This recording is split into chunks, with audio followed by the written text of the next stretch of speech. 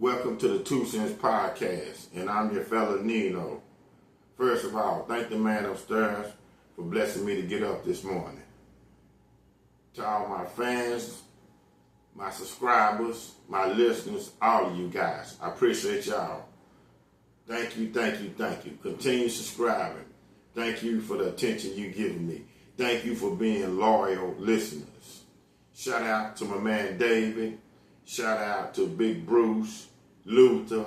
Shout out to my son MJ and my grandson Zion. What up, Big Curtis? What up, C? Hope y'all doing good on y'all podcast. Shout out to you. Shout out to all my ladies at work that give me feedback. Shout out to Miss Val. Shout out to the other Miss Val. Shout out to Miss Cheryl. Shout out to Miss Lucy. Shout out to Miss Mary Bell. Shout out to Miss Lily. Shout out to Miss Linda. All of them, shout out to my people at work that like to say, hold me down. What up, Roy Strickland? Donnie? What up, B.A.? What's up, man? What up, Britt Allen? What up, Humph? Andre? What up, Dre? Dre Williams? What up, y'all? What's going on, man? What's going on? Thank y'all for following me, man. I appreciate y'all to the fullest. Thank you. I couldn't continue to proceed and do this without y'all guys. I'm going to get right to it. The latest on the P-Diddy Trial. Deliberations are going on now. It's coming down to the home stretch, to the last of who's going to be standing. I would say about next week, right before the 4th of July, which is about 6 days away from us, we possibly will have a verdict on Diddy's fate. Will he be found guilty or not guilty? Also, maybe sooner or later the sentencing, but I know we will have a verdict by next week, because next week is next Friday is the 4th of July, and deliberations was this yesterday from the prosecution and the defense. So this thing has really moved on. Remember, it started May the 5th. These weeks has passed, so we're gonna see what's the fate of Sean P. Diddy Puff Daddy Combs. Sean Diddy Combs' defense team called the sex trafficking case against him badly exaggerated during their dramatic and at times erratic closing arguments Friday, pushing back on the prosecution claims that the music mogul ran a criminal enterprise and portraying his sexual exploits as a lifestyle that involved personal used drugs. Assistant U.S. Attorney Maurene Comey ended her impassioned rebuttal Friday afternoon by asking jurors to hold back Sean Diddy Combs accountable for 20 years of alleged crimes. She returned to the prosecution's central thesis during closing arguments that Combs was a man who would not take no for an answer. He was akin to a god in his kingdom, Comey said. Who would ever stand up to God? Combs never thought the woman or women he allegedly abused would have the courage, would have the gumption, would have the willpower to speak out loud what he had done to them. Nor did he imagine they would be backed by other witnesses willing to corroborate their stories, Comey said to juries. For 20 years, the defendant got away with crimes. He got away with whatever he wanted. That ends in this courtroom, Comey concluded. The defendant is not a god. He is a person. In this courtroom, he stands equal before the law. The defense tried to suggest that James, Pseudonym James, the government other key witness for the prosecution, secondly to Cassandra Cassie Ventura, is on somehow to be blamed on June 2024 when Jane and Puff Daddy got into a physical fight or altercation, after which he forced her to have sex with a male escort. Prosecutors, Maurene Comey pointed to Combs continuing the physical altercation. Combs won the fight. He's a man against a woman. So usually a man will beat a woman or get a woman in a fight. So he made Jane pay. She honed in on Jane's recollections, remembering of Combs standing inches from Jane's face after he had physically assaulted her, telling her to take an X pill, get back out there, and perform fellatio, suck somebody's penis. Okay, so now it's coming down. It's here. Prosecution had 34 witnesses. Everybody from, Cassandra, Cassie, Ventura, to Pseudonym James, people like Kid Cudi. The defense has said what they had to say. Now, what we're seeing here is now, and what we're still missing is, again, Sean P. Diddy Combs, I doubt, will get sentenced or get convicted of a racketeering charge. You just don't see it. Where did that even come from? Now, again, these closing statements, the deliberation between the defense and the prosecution is more of sexual behavior, freak-outs, hot nights, motel nights is what he called it. That was another reference P. Diddy Combs would call when he would get freaky, But it's basically this guy was an overwhelming freak. He loved to have sex, but he loved to have sex and, be a choreographer of sex. Can I say that? He wanted not only have sex, but he wanted to, have sex in the way of a picture or a movie, because he's a mogul. And like they were saying, prosecutor Maurene Comey was saying, Puff Daddy in his mind, and he was presumed to be a god. So now he always want to be, he would always want to do things to the left. Remember, Puff Daddy would have Cassie invite male escorts over, and he would be in the back while Cassie would invite the male escorts in, perform sex with them, from penetration to oral, and then he'd be watching through a little peephole, pleasuring himself. And then he would videotape it. So again, I don't see the racketeering part. I really don't see the kidnapping. I see Puff Daddy again as very abusive, mean, and just a big overall freak. Of course, now, Cassie Ventura has a big role to play in this too.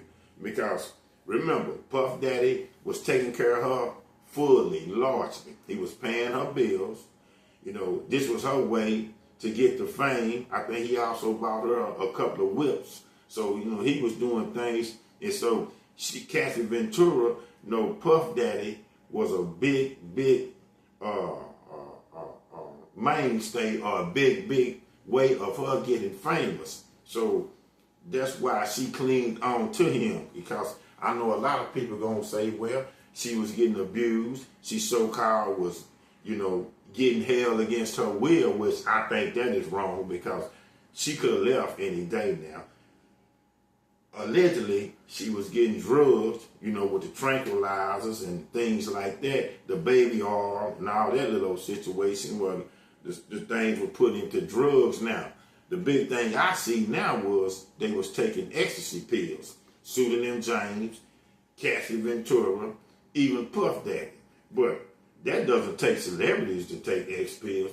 People in everyday life, take X pills to get their freak on. They just like, because X pill is a sex drug. So we will see. But I'm thinking Puff Daddy, if he's going to get convicted, he's going to get convicted of possibly, domestic abuse, some kind of, going to have to be sex crimes, because the racketeering part, this doesn't hit home. I haven't seen it yet. I haven't seen it at all.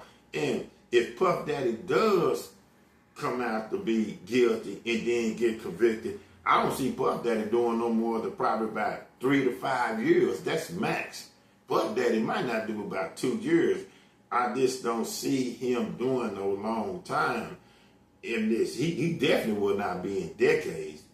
He will not get the sentence that R. Kelly has got. Because I think what R. Kelly got 34 years, 3 decades. No way Puff Daddy would be in jail that long. He would be in prison. Puff Daddy's not going to even be in prison for a year.